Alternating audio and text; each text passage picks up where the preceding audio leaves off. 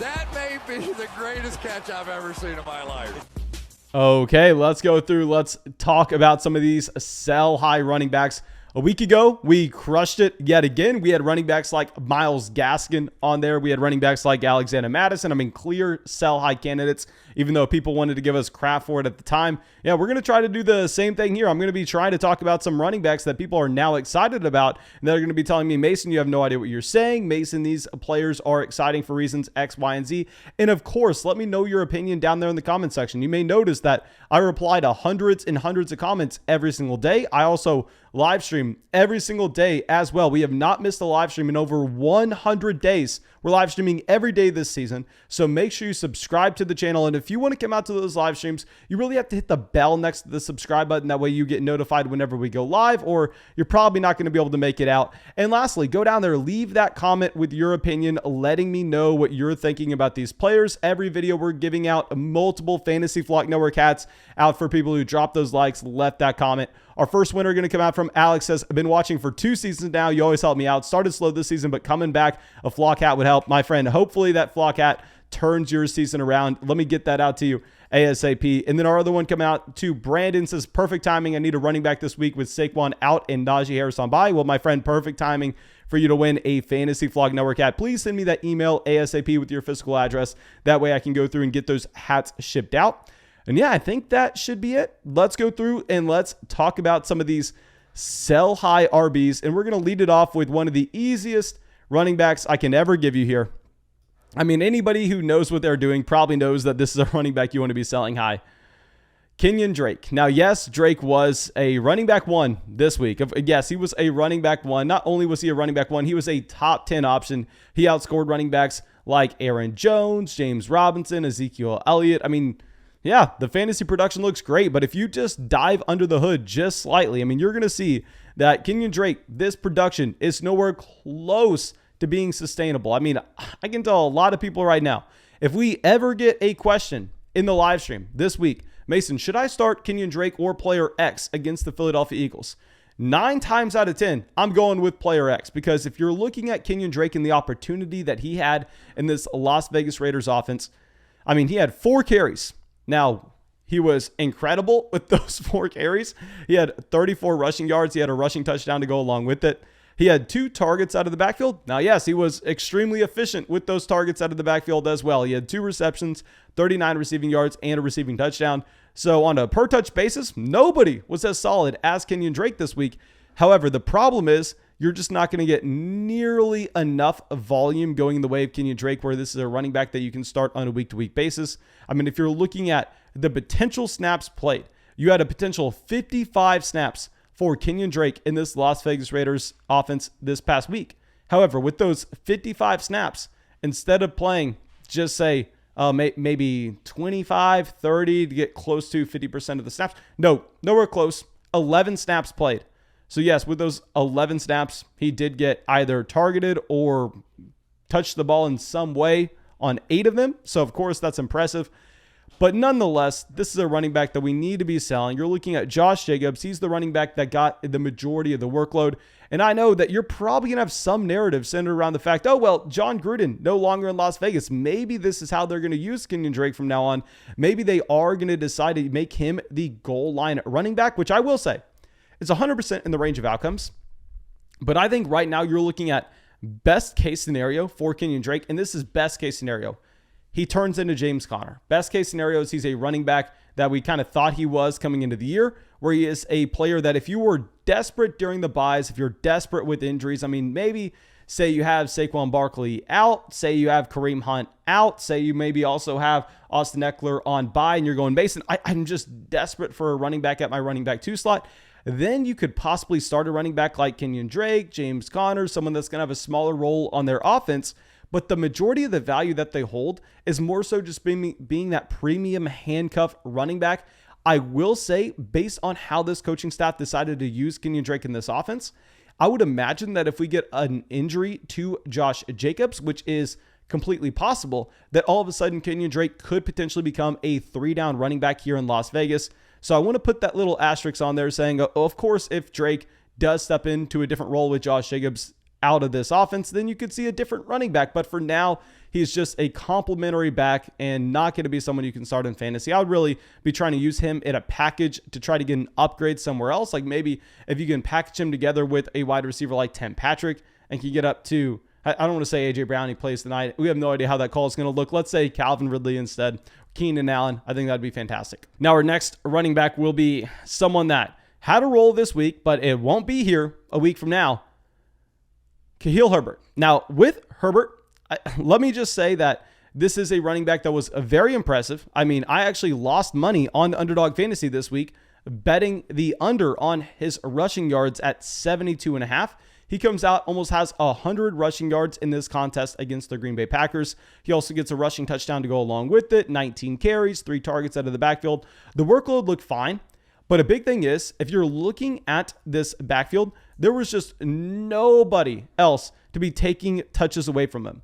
I mean, Artavis Pierce was the next best running back with the snaps played. I mean, he played 3 snaps compared to Herbert's 53. I mean, Herbert played 53 out of 61 potential snaps in this game. And yeah, the workload was fantastic. But what I really want to look at is I want to go back to what you actually had in week 5. And keep in mind, this is a running back that we had on our must-add video before you actually had Damien Williams going on the COVID list. Because you were looking at Herbert saying, oh, well, he is going to be a pure committee running back here with Williams. Williams is probably the running back that you prefer to have, knowing that he is going to be the running back that's actually seeing targets out of the backfield. He's the running back that's also possibly going to get some usage in the red zone, which that would be taking away enough valuable touches away from Herbert that there's really not enough for him to be essentially a Jamal Williams type player where, yes, he's playing half the snaps. Yes, he's seeing a decent amount of carries. But at the end of the day, I mean, he's not getting the targets out of the backfield. So if he's just getting carries between the 20s, that's not going to translate to a lot of fantasy production, especially if you're playing for the Chicago Bears in a Justin Fields-led offense where we know the offense is going to be capped to begin with. So yeah, I mean, there are a multitude of reasons to be selling Herbert, but you're going to get Damien Williams coming back in. And I promise you, it's not like Herbert had this great week and all of a sudden he's the running back 1 in Chicago. No, Williams will come back in. He'll probably play 40 to 50% of the snaps, maybe 40 to 60% of the snaps. It's not like he was out this week with a hamstring injury.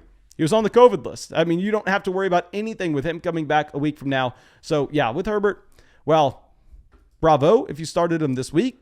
I mean, take those points that you got, put them in your lineup, and then go and flip him right after. Now, our next running back, I know we are going to get a lot of hate for this. I know we're going to get a lot of hate. And honestly, I love to see him perform at a high level, given the fact that we drafted him everywhere coming into the season. Jonathan Taylor. Now, with Jonathan Taylor, I mean, we bet the over on Underdog Fantasy this week at like 110 total yards. I mean, I was all about Jonathan Taylor and a plus matchup against the Houston Texans. He comes out, he smashes yet again. He has 145 rushing yards and 2 rushing touchdowns off of only 14 carries. And I am completely fine if anybody wants to come out here and make the argument that Jonathan Taylor is, I don't want to say the best running back in the NFL, but from a talent perspective, a top 3 rusher in terms of his pure talent between the tackles at the running back position. If you're evaluating a running back's talent profile, I think that's completely fair to say. Now, at the same time, remember, I mean, we've always said that with Nick Chubb at the same time, and we didn't want him anywhere close to our fantasy teams, given that he wasn't really getting used in the receiving game how we would like. And at the same time, he had other running backs in his backfield, essentially turning this into a committee.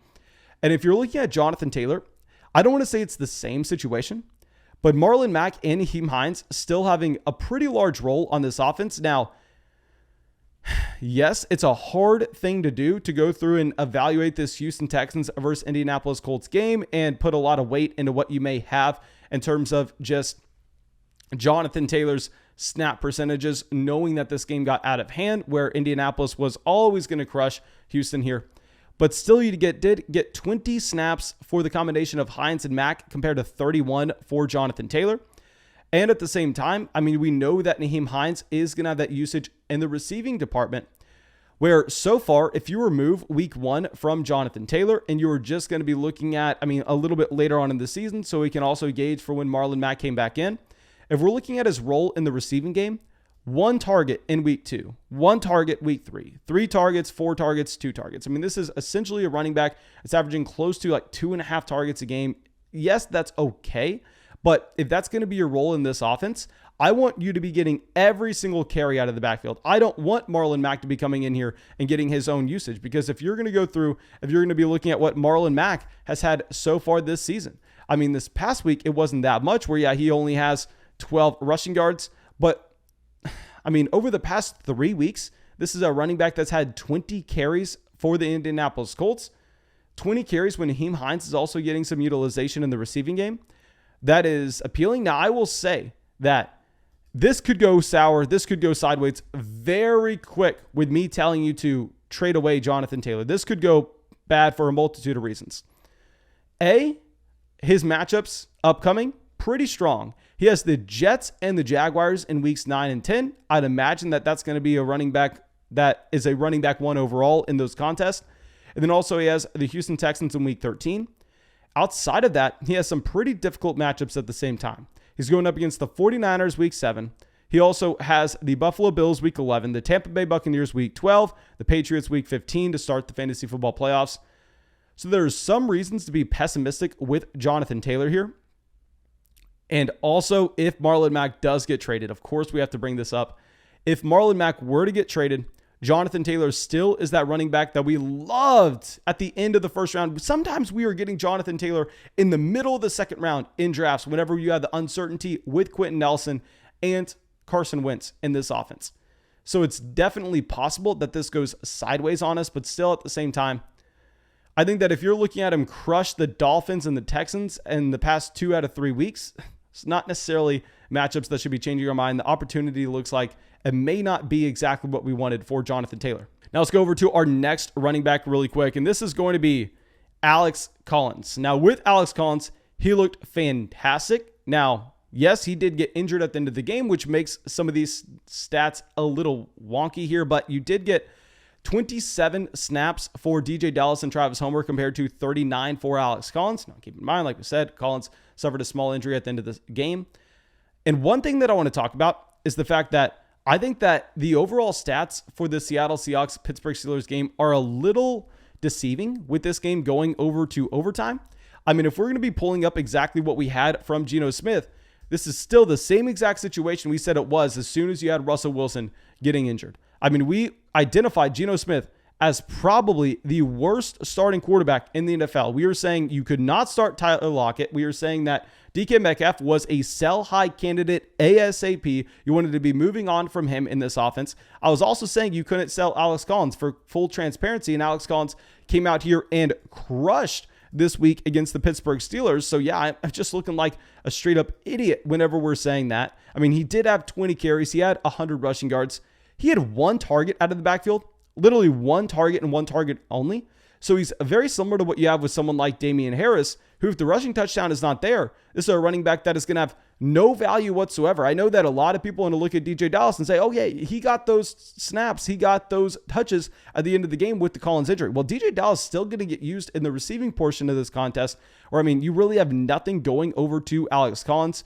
So if he did not score that rushing touchdown, this is a running back that scores 10 fantasy points this week, and he has to have 100 rushing yards just to get there. I mean, running backs with this mold, you do not want them in fantasy.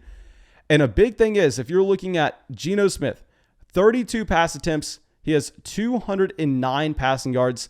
You do not want to be betting with that efficiency. I mean, he saves his day by not having an interception, which could have made this extremely ugly from his adjusted yards per pass attempt mark.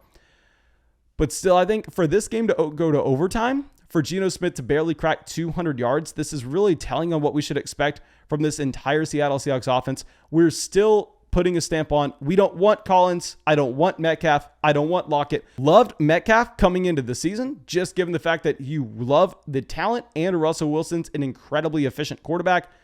But Geno Smith is going to make this a wasteland, and Alex Collins is 100% dependent on just the touchdown equity that he has in this offense. Now, our next running back is going to be someone that had a great matchup this past week, took advantage of it, J.D. McKissic. Now, with McKissic, of course, it's going to depend on the league that you're playing and the return that you can actually have. Some leagues, you can actually pick him up off the waiver wire, which is crazy to think about.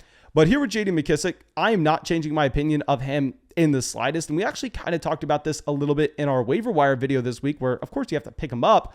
But still, I'm not necessarily viewing an injury to Antonio Gibson and saying that's going to help out J.D. McKissic at all. I would assume if Antonio Gibson misses any time, you're just going to have another running back in Washington being active, and J.D. McKissic's going to be playing the same exact role because McKissic is not built to be able to see those carries between the tackles. I mean, if you're looking at his rush attempts in this offense every single week so far this year, he's had 1, 4, 3, 7, and 2. It's a running back that before this week with Antonio Gibson in and out of the lineup, he was averaging essentially 3 rushing attempts a game. Now, of course, he can still be valuable from a fantasy football standpoint, but that's exclusively as a receiving running back in this offense.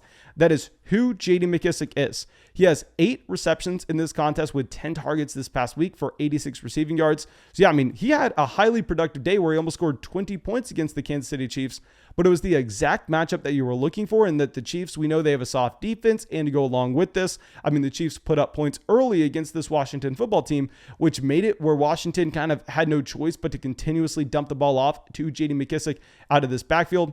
Now, expecting that the team will game plan and make sure they're not having to give McKissic carries going forward. I mean, whether that's Antonio Gibson missing some time, a different running back being active so they're not as thin at the position, whether that's Antonio Gibson being healthy, him resuming that role, and it just relegates J.D. McKissic back to being a primary receiving down running back. I think this is a running back that, of course, you're looking to sell. And no, I mean, with some of these players in this list, you're not asking for a premium in return. You're not going to say, hey, give me Keenan Allen to give you J.D. McKissic. Of course, that's never happening. It's more so you're using them as a little add-on and you go pick up a different player from the waiver wire. Now, our next running back is going to be someone we said to avoid coming into the season, and you're not going to be able to get a ton of value for him right now. It's going to depend on the league that you're in. Damien Harris. So yes, with Damien Harris, another one of these running backs that, I mean, he has been dealing with injuries over the past 2 weeks. He's been in and out. So if you're going to be looking at the raw number of touches between Damien Harris and you're going to be comparing that to what you actually have with Ramondre Stevenson, yeah, it's going to be a little deceiving. I'm not even going to pull up the snaps. I'm not even going to be pulling up the opportunity that each running back had in this offense. I am just going to continue to hammer this fact in that Damien Harris, very similar to what we were just talking about with Alex Collins, is a touchdown or bust running back, and nothing's changing that. Where best case scenario with Damien Harris, best case scenario is this past week that you got with him having 17 fantasy points. He was a high-end running back 2 this week with that rushing touchdown against the Dallas Cowboys, where he had 18 rushing attempts, 101 rushing yards. He had a rushing touchdown to go along with it. If this rushing touchdown's not there, he's dropping 11 fantasy points. If this rushing touchdown is not there, he is a running back 3 this week. I know that, I mean, it's kind of broken to play this way, but if you're going to be comparing like the Damien Harris usage you got here to say someone like Aaron Jones, I mean, Aaron Jones doesn't come close to getting 100 rushing yards, yet Aaron Jones at the same time is a running back that comes out here, he drops, 4 more points. He's a low-end running back 1 based on the fact that he can pick up an additional 4 receptions, 35 receiving yards out of this backfield. And that's just a free touchdown added on compared to whatever Damien Harris is giving you. Now, I'm not trying to say that you can trade Harris for Aaron Jones. Of course, that's not the case. It's more so saying every single week you get a rushing touchdown from Damien Harris, it'll be a spot to sell high. Because the following week when that rushing touchdown does not come, we know those touchdowns are going to be volatile on a week-to-week basis, even if he averages, say, 0.6 touchdowns per game. This is exactly what we said he was coming into the year. A very low upside running back with no usage in the receiving game at all. That at best is a low-end running back 2, high-end running back 3.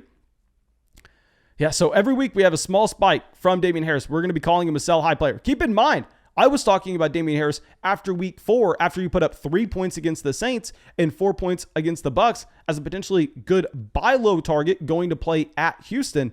Because, just like what we said with Adam Thielen and how we were calling him a sell high player at the beginning of the season when the touchdowns weren't there, then a buy low player after he had a few games in a row where the touchdowns weren't. Those touchdown dependent players are going to be very easy to just see that they're up and down, up and down, up and down. They're the exact opposite of what you'd have with a Darrell Henderson who's just going to give you that consistent production through the rest of the season. Now, our last running back that we are going to be including on this list is going to be Melvin Gordon here. With Melvin Gordon, this is someone that I think it can get really ugly really quick. He has 10 carries this past week, 50 rushing yards, 3 receptions, 32 receiving yards, continues to split this backfield 50-50 with Javonte Williams. Now, I think it's just clear at this point that Javonte is going to continue to expand his role in this offense. And with Melvin Gordon, he really only has that upside if anything were to occur to Javonte Williams with injury. This next week against the Browns, you're not going to be wanting to start him. I mean, maybe you have to, knowing that you have just a ton of other teams on bye. But still, with Melvin Gordon, this is a running back that I think is playing in a capped offense. Maybe when Jerry Jeudy comes back a little bit later on, that this offense can take the step up overall. But that won't be until you actually get Javonte Williams probably as the starting running back. We said this coming into the season, that you were going to have Javonte most likely taking over as the starting running back in weeks 8 or week 9.